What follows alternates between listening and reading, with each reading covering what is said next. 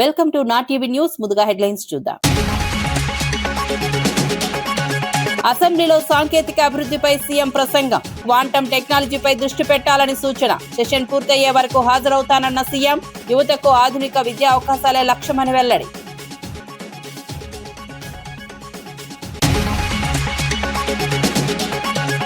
ఉండవల్లిపై SVSN Varma కీలక వ్యాఖ్యలు. అంబట్టి పరామర్శ సరైంది కాదని వర్మ ఘాటు విమర్శ.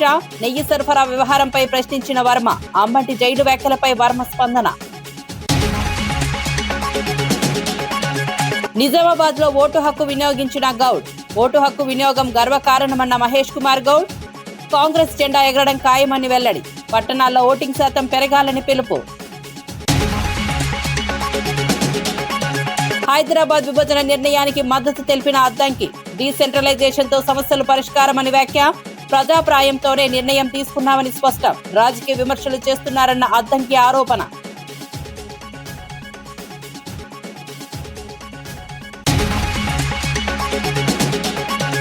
ఇక వార్త వివరాల్లోకి వెళ్తే, నిజామాబాద్ లోని సన్ఫ్లవర్ హై స్కూల్లో టీపీసీసీ అధ్యక్షుడు మహేష్ కుమార్ గౌడ్ తన ఓటు హక్కును వినియోగించుకున్నారు. రాజ్యాంగం కల్పించిన ఓటు హక్కును వినియోగించుకోవడం గర్వంగా ఉందన్నారు. నిజామాబాద్ గడ్డపై కాంగ్రెస్ జెండా ఎగరడం ఖాయమని ధీమా వ్యక్తం చేశారు. బీజేపీ మత రాజకీయాలు చేస్తోందని విమర్శించారు. ప్రజలు అభివృద్ధిని దృష్టిలో పెట్టుకుని ఓటు వేయాలని కోరారు. పట్టణాల్లో ఓటింగ్ శాతం పెరగాలని విజ్ఞప్తి చేశారు. ప్రజాస్వామ్య బలోపేతానికి ఓటు కీలకమని పేర్కొన్నారు. 2.5 గంటల్లో జరిగిన ఓట్ల శాతం చూస్తే కొంచెం తక్కువగా ఉంది. నేను రాష్ట్ర ప్రజలకి ఎక్కడైతే మున్సిపల్ ఎన్నికలు జరుగుతా ఉన్నాయో, ఏ కార్పొరేషన్ ఎన్నికలు జరుగుతా ఉన్నాయో అక్కడ విజ్ఞప్తి చేస్తా ఉన్నాను. ఓటు హక్కు అనేది ఒక అమూల్యమైనటువంటి వరం, రాజ్యాంగం ఇచ్చినటువంటి వరం. ఆ వరాన్ని సద్వినియోగం చేసుకోవాలని, సరైన పద్ధతిలో ఓటు శాతం పెరిగితే క్వాలిటీ ఉన్నటువంటి నాయకులు ఎన్నికే అవకాశం ఉంటుంది. అందుకే నేను రాష్ట్ర ప్రజలకి, నిజామాబాద్ పట్టణ ప్రజలకు విజ్ఞప్తి చేస్తా ఉన్నాను. తక్షణమే వచ్చి మీ ఓటు హక్కును వినియోగించుకొని నాణ్యమైనటువంటి నాయకుల్ని ఎన్నుకునే విధంగా దోహదపడాల్సిందిగా నేను కోరుతా ఉన్నాను. మున్సిపల్ ఎన్నికల్లో బీజేపీ వారు చాలా చోట్ల మొత్తం పేరిట ప్రజల్ని రెచ్చగొట్టే ప్రయత్నాలు చేశారు, ఇంకా చేస్తూనే ఉన్నారు. కానీ రాష్ట్ర ప్రజలు విఘ్నులు, ముఖ్యంగా నిజామాబాద్ ప్రజల విఘ్నులు, అభివృద్ధిని ఆకాంక్షిస్తున్నట్టుగా అనుకున్న సమాచారం. కాబట్టి ఈ రాష్ట్రంలో జరుగుతున్నటువంటి మున్సిపల్స్లో 90% వరకు కాంగ్రెస్ పార్టీ గెలుచుకుంటా ఉంటుంది. నిజామాబాద్ పట్టణం కూడా కాంగ్రెస్ కైవసం చేసుకుని మేయర్ జెండా, కాంగ్రెస్ జెండా ఎగరవేస్తాం. జై కాంగ్రెస్.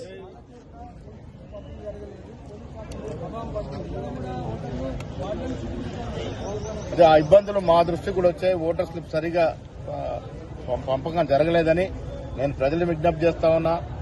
మీరు బూత్ వద్దకు వచ్చి మీ ఓట్లు ఎత్తుకొని మీ ఐడి ప్రూఫ్ చూపించి ఓటేయాల్సిన విజ్ఞప్తి చేస్తాం. కాంగ్రెస్ పార్టీ మొత్తం కార్పొరేషన్లు, మున్సిపాలిటీలో 90% కాంగ్రెస్ గెలుస్తుందని మంత్రి ఉత్తమ్ కుమార్ రెడ్డి విశ్వాసం వ్యక్తం చేశారు. పార్టీ దాదాపు క్లీన్ స్వీప్ చేయబోతోందని తెలిపారు. మున్సిపల్ ఓటర్లు స్పష్టతతో నిర్ణయం తీసుకుంటున్నారని అన్నారు. Assembly, parliament, cantonment, MLC, Jubilee Hills panchayat ఎన్నికల్లో కాంగ్రెస్ విజయాలను గుర్తు చేశారు. సంక్షేమ అభివృద్ధి కార్యక్రమాల వల్లే ప్రజలు మద్దతిస్తున్నారని చెప్పారు. మున్సిపల్ ఎన్నికల్లోనూ అదే ఫలితం వస్తుందని ధీమా వ్యక్తం చేశారు. అంటే ప్రతిపక్షాలు గత కొన్ని రోజులుగా, కొన్ని వారాలుగా మాట్లాడేవన్నీ కూడా అబద్దాలని చెప్పి రాష్ట్రంలో మున్సిపల్ ఓటర్లు చాలా స్పష్టమైన తీర్పు ఇవ్వబోతున్నారు. ఆ తర్వాతన్నా ప్రజల తీర్పుని గౌరవించి ఈ అనవసరమైన విమర్శలు మానేస్తే బెటర్. మనం ఈ 2 ఏళ్లలో చూస్తే అసెంబ్లీ ఎన్నికల్లో మేము గెలిచినాం, ఆ తర్వాత సికింద్రాబాద్ కంటోన్మెంట్ బై ఎలక్షన్లో మేము గెలిచినాం, ఆ తర్వాత పార్లమెంట్ ఎన్నికల్లో మేము గెలిచినాం, ఆ తర్వాత ఎమ్మెల్సీ ఎన్నికల్లో మేము గెలిచినాం, ఆ తర్వాత జూబ్లీహిల్స్ బై ఎలక్షన్స్ లో కాంగ్రెస్ పార్టీ మంచి మెజారిటీతో గెలిచినాం, ఆ తర్వాత గ్రామ పంచాయతీ ఎన్నికల్లో కాంగ్రెస్ పార్టీ మంచి కడప నగర మేయర్ పనితీరుపై టీడీపీ నగర కార్యదర్శి సుబ్బారెడ్డి తీవ్ర విమర్శలు చేశారు. పాలకవర్గం అభివృద్ధిపై దృష్టి పెట్టకుండా కేవలం రాజకీయ ప్రయోజనాల కోసం వ్యవహరిస్తోందని ఆరోపించారు.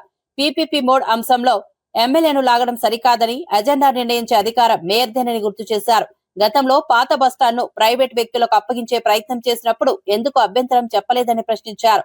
ప్రజలను తప్పుదారి పట్టించే ప్రయత్నాలు మానుకోవాలని హితవు పలికారు. నగర అభివృద్ధి కోసం పారదర్శక నిర్ణయాలు తీసుకోవాలని డిమాండ్ చేశారు. ఎందుకంటే ప్రతిసారి గౌరవ మేయర్ గారు కానీ ఉన్న పాలకవర్గంలో ఉన్న సభ్యులు కానీ చట్టాల గురించి సంప్రదాయాల గురించి మాట్లాడే వీళ్ళు ఏదైతే నిన్న సర్వసభ్య సమావేశం పెట్టినారో ఈ సమావేశాన్ని గతంలో ఎన్నో మార్లు మా ఎమ్మెల్యే గారి ద్వారా అధికారుల ద్వారా మేము కోరడం జరిగింది. ప్రజా సమస్యలపైన చర్చించాలా, జనరల్ బాడీని సమావేశపరచండి అని చెప్పి. నిమ్మకు నీరెత్తినట్లు ఉండి వీళ్ళు ప్రవర్తించి ఇవాళ ఏదైతే అసెంబ్లీ సమావేశాల డేట్ అనౌన్స్ అయిన తర్వాత గౌరవ ఎమ్మెల్యే గారు విప్ అని తెలిసిన తర్వాత వీళ్ళకి తెలిసి కూడా ఒక్కరోజు ముందు ఈ సమావేశాలను నిర్వహించడంలో ఆంతర్యం ఏందనే విషయం గౌరవ మేయర్ గారు అయితేనేమి అక్కడ ఉన్న పెద్దలు చెప్పాల్సిన అవసరం ఉంది ప్రజలకి. ఇకపోతే ఎప్పుడు కూడా జనరల్ బాడీ మీటింగ్ అంటే డైరెక్ట్గా మనం కార్పొరేషన్లోనే ఏదైతే అజెండా ఉంటుందో ఆ అజెండాని మనం అక్కడే ప్రస్తావించడం కానీ అక్కడున్న సభ్యులు గౌరవ సభ్యులు అందరూ కూడా దానిపైన డిస్కషన్ చేయడం, అది ఏదైతే ఒకవేళ ఆమోదయోగ్యం కాదో అవన్నీ కూడా తిరస్కరించడం జరుగుతుంది. అయితే కొత్తగా ఇప్పుడు జరిగిన విషయం ఏంటంటే ఈ జనరల్ బాడీ మీటింగ్లో ఏ అంశాలని వీళ్ళు తిరస్కరించాలా, ఏ అంశాలని వీళ్ళు ఆమోదించాలా అనే విషయాన్ని ప్రీ జనరల్ బాడీ మీటింగ్ ఒక దగ్గర సమావేశపడి అక్కడ వాళ్ళ ఆదేశాలకు అనుగుణంగా వీళ్ళు నిన్న జనరల్ బాడీలోకి రావడం జరిగింది. ఇంతకంటే దౌర్భాగ్యం ఇంకొకటి లేదని చెప్పి తెలియజేస్తూ ఉన్నాం.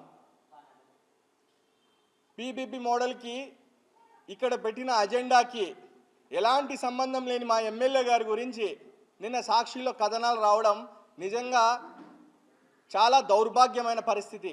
ఎందుకంటే ఏదైతే కార్పొరేషన్కి సర్వసభ్య సమావేశానికి సంబంధించిన అజెండా ఉంటుందో ఆ అజెండా రూపకల్పనలో పూర్తి స్థాయిగా గౌరవ మేయర్ గారికి, కమిషనర్ గారికి, లేకపోతే ఆ గౌరవ సభ్యులు ఎవరైతే ఏదైనా వాళ్ళ పాయింట్స్ ఇస్తే అవన్నీ కూడా అందులో పొందుపరచడం జరుగుతుందే తప్ప ఎమ్మెల్యే గారికి ఎలాంటి సంబంధం ఉండదు.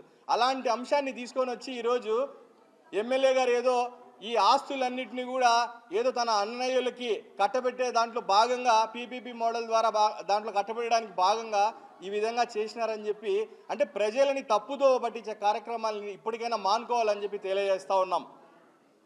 ఇదే పీపీపీ మోడల్ మొదలుపెట్టింది ఇప్పుడున్న పాలక వర్గంలోనే పాత బస్టాండ్కి సంబంధించి పూర్తి స్థాయిలో ఆ రోజు ఇప్పుడు ఎవరైతే ఈ కార్పొరేషన్లో కార్పొరేటర్లుగా ఉన్నారో అందరూ కూడా అందులో భాగంగా పాత బస్టాండ్ని పీపీపీ మోడల్లో ఇవ్వడం జరిగింది. దానికి జనరల్ బాడీ ఆమోదం కూడా తెలపడం జరిగింది. మరి ఆ రోజు ఇది కరెక్ట్ అయినప్పుడు ఈరోజు వాళ్ళకి తప్పని ఎందుకు అనిపిస్తుందో దానికి కూడా బాధ్యత వాళ్ళే, దానికి కూడా సమాధానం చెప్పాల్సిన వ్యక్తులు వాళ్ళే. ఆ రోజు వీళ్ళ అంటే ఇది ఎందుకు పెట్టినారనేది వాళ్ళకి మనకు సమాధానం చెప్పాల్సిన అవసరం ఉంది. ఇవన్నీ వదిలేసి ఏ సంబంధం లేని మా ఎమ్మెల్యే గారి మీద బురద చల్లాలనే కార్యక్రమాన్ని ఇప్పటికైనా మానుకోవాలని చెప్పి తెలియజేస్తున్నాం. ఎందుకు ఈరోజు ఈ ప్రెస్ మీట్ పెట్టి ఈ విషయాలన్నీ చెప్పాల్సి వస్తుందంటే మనం ప్రజలకు బాధ్యత చెప్పాల్సిన అవసరం ఉంది. ప్రజలకు మనం ఏదైతే ప్రజలు సంబంధించిన అందరికి కూడా మనం సమాధానం చెప్పాల్సిన అవసరం. సంగారెడ్డిలో పోలింగ్ సందర్భంగా కాంగ్రెస్ నేత జగ్గారెడ్డి చేసిన వ్యాఖ్యలు వివాదాస్పదంగా మారాయి. సిఐపై తీవ్ర ఆరోపణలు చేస్తూ పోలింగ్ బూత్లోకి చొచ్చుకెళ్లినట్లు సమాచారం. కాంగ్రెస్ అభ్యర్థిని పోలీసులు అడ్డుకున్నారనే ఆరోపణలతో జగ్గారెడ్డి ఆగ్రహం వ్యక్తం చేశారు. పోలీసులతో వాగ్వాదం, తోపులాట చోటు చేసుకుంది. ఘటనా స్థలానికి పెద్ద ఎత్తున కాంగ్రెస్ నాయకులు చేరుకున్నారు. పరిస్థితిని అదుపులోకి తెచ్చేందుకు పోలీసులు ప్రయత్నించారు. ఎన్నికల వేళ ఈ ఘటన స్థానికంగా ఉద్రిక్తతకు దారితీసింది.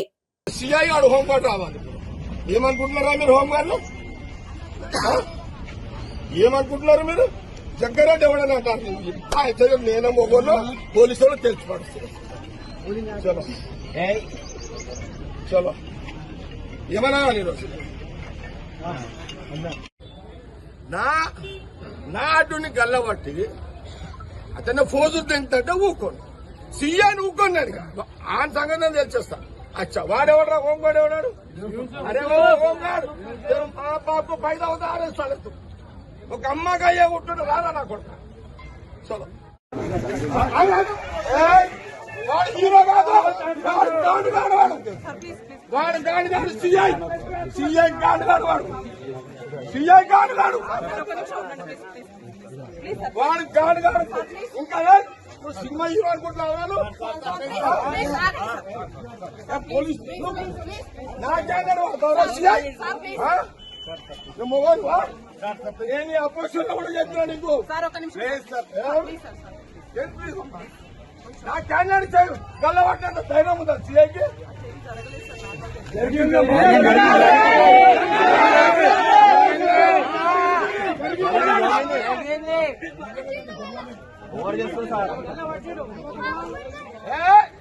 సిఐ నాకు తెలుసురా, పోలీసు నాకు తెలుసు, సిఎస్ఐ వచ్చేదాకాడు నాకు తెలుసు. నేను మీ సంగతి తెలియదా? లంచా కొడుతాను వాటి చక్కెర లేదంటాను. మీరు కేసులు చేసుకోండి, నేను జరగా. మున్సిపల్ ఎన్నికల్లో అధికార దుర్వినియోగం జరుగుతోందని బీఆర్ఎస్ ఆరోపించింది. చెన్నూరు నియోజకవర్గంలో మంత్రి వివేక్ ఓటర్లను పరరోబా పెడుతున్నారని విమర్శలు వచ్చాయి. అధికార పార్టీకి అధికారులు, పోలీసులు అనుకూలంగా వ్యవహరిస్తున్నారని ఆరోపించారు. ప్రజాస్వామ్యాన్ని అపహాసం చేస్తున్నారని బీఆర్ఎస్ నేతలు నల్ల జెండాలతో నిరసన తెలిపారు. మాజీ ఎమ్మెల్యే బాల్కసుమాన్ అంబేద్కర్ విగ్రహం వద్ద ఆందోళన చేపట్టారు. ఓటమి భయంతో కాంగ్రెస్ దిగజారుతోందని ధ్వజమెత్తారు. కేతన్పల్లి మున్సిపాలిటీలో గాని మంత్రి వివేక్ గారు బైక్ల మీద తిరుగుతా ఉన్నారు ఒకవైపు, రెండవ వైపు మంత్రి వివేక్ గారి కారులో నిన్న కేతన్పల్లి మున్సిపాలిటీ పరిధిలో గాని, చెన్నూరు మున్సిపాలిటీ పరిధిలో గాని ఒక్కొక్క అభ్యర్థికి 15 లక్షల రూపాయలు, అదేవిధంగా 9 రాయల్ స్టార్ కాటన్ బాటిళ్లు వాళ్ళ ఇండ్ల దగ్గరికి వెళ్లి నిన్న పంపిణీ కూడా చేయడం జరిగింది. ఆ ఫొటోస్ కూడా మీకు చూపిస్తా ఉన్నాం. ఈ రోజు కూడా సెకండ్ వార్డు దగ్గర పెద్దింటి శ్రీనివాస్ అని చెప్పి కాంగ్రెస్ పార్టీ అభ్యర్థి బహిరంగంగా ఓటర్లకు డబ్బులు పంపుతున్నటువంటి వీడియోలు కూడా ఇవాళ బయటకు వచ్చినాయి. అంటే ఇక్కడ ఫేర్ ఎలక్షన్ జరగకుండా చాలా దుర్మార్గంగా ఇక్కడ ఎన్నికలు జరుగుతూ ఉన్నాయి. చెన్నూరు పట్టణంలో పోలీసులు కానీ, అదేవిధంగా మీరు చూడండి పెద్దింటి శ్రీనివాస్ అనేటటువంటి వ్యక్తి బహిరంగంగా ఓటర్లకు డబ్బులు వస్తూ ఉన్నాడు. 2వ వార్డు అభ్యర్థి కాంగ్రెస్ పార్టీకి సంబంధించినటువంటి అభ్యర్థి. అదేవిధంగా ఇవాళ చెన్నూరు పట్టణంలో కానీ, కేతన్పల్లి మున్సిపాలిటీలో కానీ ఓటమి భయంతో కాంగ్రెస్ పార్టీ నాయకులు, కార్యకర్తలు అడ్డగోలుగా పోలింగ్ బూత్ల దగ్గర విచ్చలవిడిగా డబ్బులు పంచుతూ ఉన్నారు. అదేవిధంగా మా నాయకులు, మా కార్యకర్తలు, మా అభ్యర్థులు, మా అభిమానులు పోలింగ్ బూత్కు 100 మీటర్ల దూరంలో ఉంటే ఇక్కడ ఉండే ఏసీపీ చెన్నూరు, ఈ జైపూర్ ఏసీపీ కానీ, చెన్నూరు సిఐ కానీ, ఇక్కడ ఉండే ఎస్ఐలు, పోలీసులు మా వాళ్ళని చెదరగొడుతున్నారు, దాడులు చేస్తూ ఉన్నారు, భయభ్రాంతులకు గురి చేస్తూ ఉన్నారు. అట్లనే కేతన్పల్లి మున్సిపాలిటీ పరిధిలో అక్కడ కూడా అక్కడ ఏసీపీ, అక్కడ సిఐ, అక్కడ ఎస్ఐ వాళ్ళందరూ కూడా మా వాళ్ళందరినీ చెదరగొట్టి కాంగ్రెస్ పార్టీ వాళ్ళు విచ్చలవిడిగా డబ్బులు పంచుకోవడానికి అవకాశం కల్పిస్తూ ఉన్నారు. ఇది చాలా దుర్మార్గం, అనైతికం. ఈ 2 మున్సిపాలిటీల్లో ఓడిపోతుందనే ఓటమి భయంతోనే ఈ రకంగా ప్రలోభాలకు తెరలేపిర్రు. పూర్తి స్థాయిలో గతంలో ఎన్నడూ లేదు. మేము కూడా 10 సంవత్సరాలు పరిపాలన కొనసాగించినాం. చెన్నూరు నియోజకవర్గంలోని 2 మున్సిపాలిటీల్లో పోలీసు రాజ్యం చేసిర్రు, గుండా రాజ్యం చేసిర్రు. ప్రలోభాలకు తెరలేపి ఓటమి భయంతో అనైతికంగా ఏదో రకంగానైనా గెలవాలనేటటువంటి కుట్రలు చేస్తూ ఉన్నారు. దానికి నిరసనగా వాళ్ళ మా నాయకులు, కార్యకర్తలు, అదేవిధంగా మా అభ్యర్థులు వీళ్ళందరికీ మద్దతుగా ఈ పోలీసు ఎన్డీఏ ఎమ్మెల్యేల సమావేశంలో సీఎం చంద్రబాబు సాంకేతిక అభివృద్ధిపై మాట్లాడారు. అసెంబ్లీ సెషన్ పూర్తయ్యే వరకు తాను హాజరవుతానని తెలిపారు. క్వాంటం టెక్నాలజీ ప్రయోజనాలను వినియోగించుకోవాలని సూచించారు. కాలానుగుణ మార్పులకు అనుగుణంగా సాంకేతికతను అందిపుచ్చుకోవాలని పిలుపునిచ్చారు. లక్షలాది మంది క్వాంటం కోర్సులకు దరఖాస్తు చేసుకున్నారని పేర్కొన్నారు. యువతకు ఆధునిక విద్యా అవకాశాలు కల్పించడమే లక్ష్యమని స్పష్టం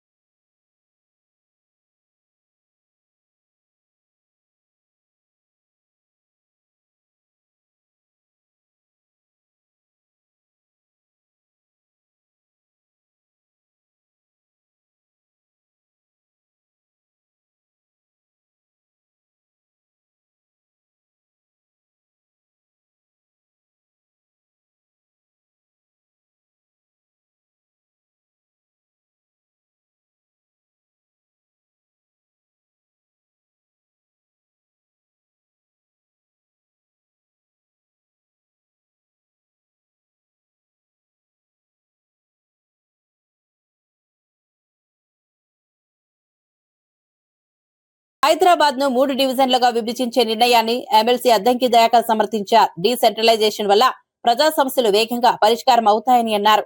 గతంలో ప్రజలు అనేక ఇబ్బందులు ఎదుర్కొన్నారని గుర్తు చేశారు. ఇప్పుడు ప్రాంతీయ కార్యాలయాల ద్వారా నేరుగా సమస్యలు పరిష్కారం అవుతాయని తెలిపారు. ఇది సీఎం వ్యక్తిగత నిర్ణయం కాదని ప్రజాభిప్రాయ సేకరణ తర్వాతే తీసుకున్న నిర్ణయమని స్పష్టం చేశారు.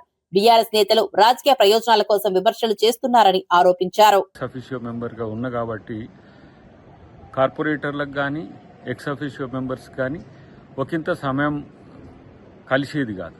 తర్వాత ప్రజా సమస్యల ప్రస్తావన కూడా జరుగుతున్న రోజులు ఎక్కువగా రావడానికి అవకాశం లేకుండేది. ఇప్పుడు ఈ 3 డివిజన్లు చేయడం వల్ల హైదరాబాద్ను డీసెంట్రలైజేషన్ ఆఫ్ ది పవర్, అందరూ కూడా అన్ని సమస్యలు మనం తీర్చుకోవడానికి అవకాశం ఉంది. వేగవంతమైన అభివృద్ధికి మరో ఊతమిచ్చే విధంగా ముఖ్యమంత్రి గారి నిర్ణయం తీసుకోవడాన్ని మేమందరం కూడా స్వాగతిస్తున్నాం.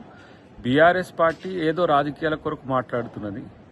ఎందుకంటే వాళ్ళు ఉన్నన్ని రోజులు ఈ ఇంత పెద్ద మహానగరాన్ని, దాదాపు 1,20,00,000 మంది పైచిలకు నివసించే ఈ ప్రాంతాన్ని సెంట్రిక్గా ఉండేటట్టుగా చేసి, వాళ్ళ కంట్రోల్లోనే ఉండేటట్టుగా చేసి, ముఖ్యంగా అప్పుడు మనోడు మున్సిపల్ శాఖ మంత్రిగా కేటీఆర్ ఉండే, అప్పుడు అసలు తను కలవకుండా అధికారులకు సమస్యలు వచ్చి ఎన్నో సమస్యలు ఆ రోజు హైదరాబాద్ ప్రజల్ని వెంటాడిన పరిస్థితి. కాబట్టి ఇప్పుడు ఎవరైనా ఏ సమస్య వచ్చినా నేరుగా వాళ్ళ యొక్క ప్రాంతీయ కార్యాలయానికి పోయే అవకాశం ఉంది. కాబట్టి ఇది ప్రజలకు వెసులుబాటుతో పాటు వేగవంతమైన నిర్ణయాలు తీసుకోవడానికి కూడా అవకాశం ఉంటుంది, కౌన్సిల్స్ కూడా. కాబట్టి దీన్ని ప్రజలందరూ స్వాగతించాల్సిన అవసరం ఉంది. ఇది ఏదో తన సొంత నిర్ణయంగా తీసుకున్న నిర్ణయం కాదు. ముఖ్యమంత్రి గారు దాన్ని పబ్లిక్ డొమైన్లో పెట్టిండ్రు, విపక్షాల యొక్క అభిప్రాయాలు తీసుకున్నారు, తర్వాత ప్రజల అభిప్రాయాలు తీసుకున్నారు. ప్రత్యేకించి ప్రజల సమస్యలకి ఏ కోణం నుంచి పరిపాలన సౌలభ్యం ఉంటుందో ఆ విధంగా తీసుకున్నాం. కాబట్టి వీళ్ళు ఉత్తగానే ఏదో రాజకీయాల కోసం మాటలు మాట్లాడినట్టుగా బీఆర్ఎస్ నాయకులు కానీ లేకపోతే విపక్షాలు ఏవి మాట్లాడినా కూడా ఆ విషయాల్లో పెద్దగా స్టాంటిటీ లేదు. కేవలం రాజకీయాల కోసమే అలాంటి ఆరోపణలు చేస్తున్నట్టుగా భావించాలి. వేగవంతమైన మహానగర అభివృద్ధి కోసం ఈ 3 మండళ్ళు పర్ఫెక్ట్గా పనికొస్తాయి. రేపు భారతదేశంలోనే అత్యంత పెద్ద నగరంగా హైదరాబాద్ ఆవిర్భవించనున్నది. ఈరోజు ఔటర్ రింగ్ రోడ్ పరిధి మేరకు విస్తరించడం వల్ల భారతదేశంలోనే భారత్కు ఫ్యూచర్ సిటీగా ఉండే అర్హతను సాధించబోతున్న ఈ నిర్ణయాన్ని మీరందరూ కూడా స్వాగతం. మున్సిపల్ ఎన్నికల్లో కాంగ్రెస్ పార్టీ దాదాపు 90% కార్పొరేషన్లు మున్సిపాలిటీలో గెలుపొందుతుందని మంత్రి ఉత్తమ్ కుమార్ రెడ్డి విశ్వాసం వ్యక్తం చేశారు. Assembly, parliament, cantonment, MLC, Jubilee Hills panchayat ఎన్నికల్లో ఇప్పటికే ప్రజలు కాంగ్రెస్ కు తిరుగులేని మద్దతు ఇచ్చారని గుర్తు చేశారు. మున్సిపల్ ఓటర్లు కూడా స్పష్టమైన ఆలోచనతో అభివృద్ధి సంక్షేమానికి ప్రాధాన్యం ఇస్తున్నారని తెలిపారు. కాంగ్రెస్ ప్రభుత్వం చేపట్టిన పథకాలు, పట్టణ అభివృద్ధి కార్యక్రమాలు ప్రజల్లో విశ్వాసం పెంచాయని పేర్కొన్నారు. ఈ ఎన్నికల్లో కాంగ్రెస్ దాదాపు క్లీన్ స్వీప్ చేస్తుందని, ప్రజలు మరోసారి తనపై నమ్మకం ఉంచుతారని ధీమా వ్యక్తం చేశారు. అంటే ప్రతిపక్షాలు గత కొన్ని రోజులుగా, కొన్ని వారాలుగా మాట్లాడేవన్నీ కూడా అబద్ధాలని చెప్పి రాష్ట్రంలో మున్సిపల్ ఓటర్లు చాలా స్పష్టమైన తీర్పు ఇవ్వబోతున్నారు. ఆ తర్వాతన్నా ప్రజల తీర్పుని గౌరవించి ఈ అనవసరమైన విమర్శలు మానేస్తే బెటర్. మనం ఈ 2 ఏళ్లలో చూస్తే అసెంబ్లీ ఎన్నికల్లో మేము గెలిచినాం, ఆ తర్వాత సికింద్రాబాద్ కంటోన్మెంట్ బై ఎలక్షన్లో మేము గెలిచినాం, ఆ తర్వాత పార్లమెంట్ ఎన్నికల్లో మేము గెలిచినాం, ఆ తర్వాత ఎమ్మెల్సీ ఎన్నికల్లో మేము గెలిచినాం, ఆ తర్వాత జూబ్లీహిల్స్ బై ఎలక్షన్స్ లో కాంగ్రెస్ పార్టీ మంచి మెజారిటీతో గెలిచినాం, ఆ తర్వాత గ్రామ పంచాయతీ ఎన్నికల్లో కాంగ్రెస్ పార్టీ కూటమి ప్రభుత్వం ఇచ్చిన హామీల్లో ఒకటి కూడా పూర్తిగా అమలు కాలేదని వైఎస్ఆర్సీపీ ఎమ్మెల్సీ వరద కళ్యాణ్ విమర్శించారు. అయినప్పటికీ గవర్నర్ ప్రసంగంలో విజయ గాథలుగా చూపించారని ఆరోపించారు. గత 2 బడ్జెట్ల ప్రసంగాల మాదిరిగానే ఈసారి కూడా వాస్తవాలను వక్రీకరించారని అన్నారు.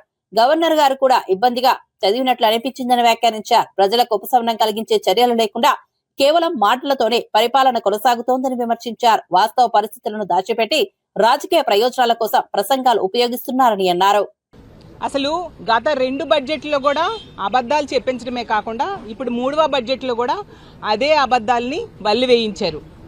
నిజం చెప్పాలంటే గవర్నర్ గారు కూడా బాధపడుతూ ఉండుంటారు, నాతో ఇలాంటి అబద్ధాలు చదివిస్తున్నారే అనేసి. ఎందుకంటే ఈ రాష్ట్రంలో ఈ 19 నెలలుగా ఇచ్చిన ఏ ఒక్క హామీ అమలు చేయలేదు. ఒక దుష్ట పరిపాలన సాగుతూ ఉండే పరిస్థితి. దాన్ని కప్పిపుచ్చుకోవడం కోసం అత్యున్నత స్థానంలో కూర్చున్న గవర్నర్ గారితో ఇలాంటి అబద్ధాలు చెప్పించడం నిజంగా చాలా బాధాకరం. ఈ రాష్ట్రంలో ఈరోజు తీసుకుంటే ప్రజాస్వామ్యం అనేది లేదు, శాంతి భద్రతలు లేవు, అభివృద్ధి లేదు, సంక్షేమం లేదు, ఉద్యోగాలు లేవు. అలాగే ఉద్యోగస్తులకి ఈరోజు శాంతి లేని పరిస్థితి నెలకొనుంది. ఈ రాష్ట్రంలో ఎవరిని అడిగినా, ఏ ప్రజలను అడిగినా కూడా చెప్తారు ఎలాంటి పాలన సాగుతుంది అని అడిగితే ఈ రాష్ట్రంలో అశాంతి, అప్పులు, అలాగే అక్రమ కేసులు, అశ్లీల నృత్యాలు, అప్రజాస్వామికమైన పాలన సాగుతూ ఉంది అనేసి ప్రతి ఒక్క ప్రజలు చెప్పే పరిస్థితి మనం చూస్తూ ఉన్నాము. కాకినాడ జిల్లాలో మాజీ ఎమ్మెల్యే ఎస్వీఎస్ఎన్ వర్మ కీలక వ్యాఖ్యలు చేశారు. ఉండవల్లి అరుణ్ కుమార్ సాధారణంగా ఏ పార్టీకి చెందిన వారు కాకుండా న్యూట్రల్ గా ఉండే వ్యక్తి అని పేర్కొన్నారు. అలాంటి వ్యక్తి ముఖ్యమంత్రిని దూషించిన వ్యక్తిని పరామర్శించడం తమకు ఇబ్బందికరంగా అనిపిస్తోందన్నారు. రాజకీయంగా అంబటి రాంబాబుకు ఉండవల్లి మద్దతు ఇవ్వడం సరైంది కాదని అభిప్రాయపడ్డారు. నెయ్యి సరఫరా వ్యవహారంలో బోలేబాబా డైరీ కొనసాగింపుపై ప్రశ్నలు లేవనెత్తారు. గత ప్రభుత్వంలో వ్యవస్థను మారుస్తూ కొందరికి అనుకూలంగా నిర్ణయాలు తీసుకున్నారని ఆరోపించారు. హవాలా లావాదేవీల అంశంపై ఈడీ స్పష్టంగా పేర్కొందని తెలిపారు. అంబటి రాంబాబును అన్యాయంగా జైల్లో పెట్టారని చెప్పడం వాస్తవానికి విరుద్ధమని వర్మ వ్యాఖ్యానించారు. సమర్థన చూడటం వేరు, సమర్థించినట్టు అవుతుంది. ఎందుకంటే ఒక ముఖ్యమంత్రిని అలాగ తిడితే అంత అసభ్య పదజాలంతో రాజకీయంగా ఎంతో అనుభవం ఉన్న మనం మరి ఆ విధంగా సపోర్ట్ చేయడం కరెక్ట్ కాదని నా యొక్క భావన. రెండవది, రిపోర్ట్ ఏమీ చెప్పలేదని చెప్పి ఉండవల్లి అరుణ్ కుమార్ గారు కల్తీలడ్డు మీద చెప్తా ఉన్నారు. ఎన్డీడీబీ రిపోర్ట్లో టీటీడీ రిసీవ్డ్ ది ఎన్డీడీబీ కాఫ్ test report on 16/7/24 and 23/7/24 respectively, which shows ghee adulteration with vegetable and animal fats అని క్లారిటీగా ఇచ్చింది. ఇది ఇవ్వడం కాకుండా 2023లో కూడా ఇంకో రిపోర్టు టెస్ట్ రిపోర్ట్ తేడా వచ్చింది. అయినా సరే ఇది కంటిన్యూ చేస్తూ ఉన్నారు బోలేబాబా. అంటే వాళ్ళ దృష్టిలో అంటే వెన్నక్కర్లేదు కానీ నెయ్యి సప్లై చేయొచ్చు. ఏదైతే చంద్రబాబు నాయుడు గారు 14-19లో ఏదైతే సిస్టమ్ ఇంప్లిమెంట్ చేశారో టెండర్స్కి, ఆ టెండర్స్ సిస్టమ్ అంతా కూడా తీసేశారు. 250 కోట్లు టర్నోవర్ రావాలంటే 150 కోట్లు పెట్టారు. అదేవిధంగా అన్ని సిస్టమ్స్ మార్చి వీళ్ళకి అనుగుణంగా చేశారు. చేసి ఈవేళ మరి క్లియర్గా చెప్పాలంటే ఈవేళ ప్రసాదాలకు కూడా ఉత్పత్తుల్లో ఏదైతే రైతులు పండించి ఇచ్చేవారో ఉత్పత్తులు ప్రసాదాలకు సంబంధించి వాటిని కూడా మార్చేసి పబ్లిక్గా బయట కొనడం మొదలెట్టారు 21 నుంచి. అంచేత ఇవన్నీ ఏంటంటే ఇంకొకటి నిదర్శనాలు. ఇందులో అవాలా జరిగిందని చెప్పి ఈడీ ఆల్రెడీ అపూర్వ చావడా 19 కోట్లు ఐడెంటిఫై చేశారు. ఇవన్నీ క్లారిటీగా ఉండగా మరి దీని గురించి ఆల్రెడీ రసాయనిక మిశ్రమాలు కలిపారని చెప్పి బోలేబాబా డైరీ టోటల్గా ఉంది. సరే, ఇవన్నీ రాష్ట్ర రెవెన్యూ మంత్రి ప్రజాస్వామ్యాన్ని కూనీ చేశారని బక్క జడ్సన్ ఆరోపించారు. టీజీఓ, టీఎన్జీఓ నాయకులు ప్రభుత్వ ఉద్యోగులుగా ఉండి కాంగ్రెస్ కు అనుకూలంగా పనిచేస్తున్నారని విమర్శించారు. రిటైర్డ్ ఉద్యోగుల మరణాలు, డిఏలు, పీఆర్సీలపై ప్రభుత్వ నిర్లక్ష్యాన్ని ప్రస్తావించారు. ప్రభుత్వ ఉద్యోగులు పార్టీ కార్యకర్తల్లా వ్యవహరిస్తున్నారని, దీనిపై పూర్తి ఆధారాలతో తెలంగాణ ఎన్నికల కమిషన్ కు ఫిర్యాదు చేసినట్లు తెలిపారు. ఎన్నికల ప్రక్రియను ప్రభావితం చేసే వారిని వెంటనే సస్పెండ్ చేయాలని డిమాండ్ చేశారు. ప్రజాస్వామ్య వ్యవస్థను కాపాడాల్సిన బాధ్యత అధికారులపై ఉందన్నారు. ఎన్నికల్లో ఓట్లు వేపియాలి. ఉద్యోగ నాయకులు కూడా ఎట్టెట్లా ఓట్లు వేపిస్తాం. ఏ బూత్లలో ఎన్నెట్లో ఓట్లున్నాయి మీకు బంగారు పళ్ళంలో పెట్టి గెలిపిస్తామని చెప్పి ప్రజా ఖజానా నుండి జీతాలు తీసుకొని మరి వాళ్ళు తాపే. ఈరోజు 63 మంది రిటైర్డ్ ఉద్యోగులు మరణించినా వీళ్ళు మాట్లాడరు.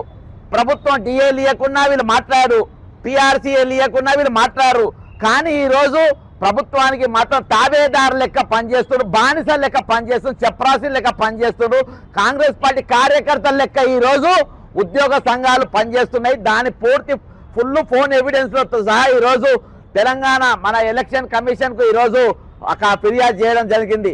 మున్సిపల్ ఎన్నికల్లో గెలిపించేటట్టుగా, రిగ్గింగ్ చేసేటట్టుగా, దొంగ ఓట్లు వేసేటట్టుగా ఈరోజు టీజీఓ నాయకులు ఇద్దరు కూడా తెలంగాణ ప్రభుత్వానికి బ్రోకర్ల లెక్క, కార్యకర్తల లెక్క ఏ విధంగా పనిచేసినారని చేసి ఓసారి మిమ్మల్ని వినిపిస్తా. ఇది ఒక టెలికాన్ఫరెన్స్ కార్యకర్తలు నాయకుని మధ్యలో జరిగింది కాదు. ఈ టెలిఫోన్ సంభాషణ కాంగ్రెస్ కార్యకర్తలకు, పిసిసి అధ్యక్షునికి కాదు, బాజాప్తా ప్రభుత్వ ఉద్యోగులకు, రాష్ట్ర మంత్రికి సంబంధించిన ఆడియో ఇది.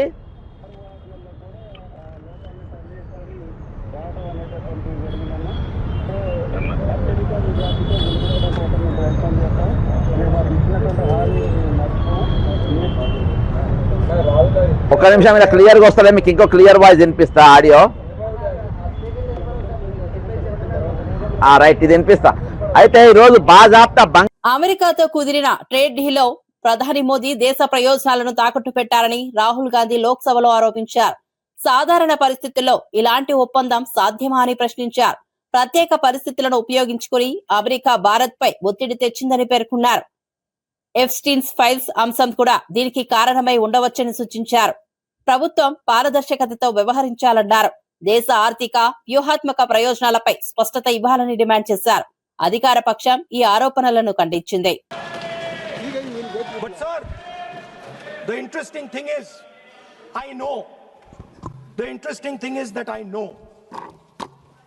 That the Prime Minister would not sell India under normal circumstances. He will not do it. You know why he sold India? Because they are choking him. Mr. Rahul, address to the chair, please. He has sold India because they are choking him. They've got a grip on his neck. Speaker sir, मैंने बोला जब चोक लगाते हैं दूसरे व्यक्ति की आंख में देखते हो तो डर दिखता है सर, पीएम की आंख में डर दिखता है. दिख रहा है सर आंख में आंख नहीं मिला पाते हैं. स्पीकर सर, మరిన్ని అప్డేట్స్ కోసం చూస్తూనే ఉండండి నా టీవీ న్యూస్.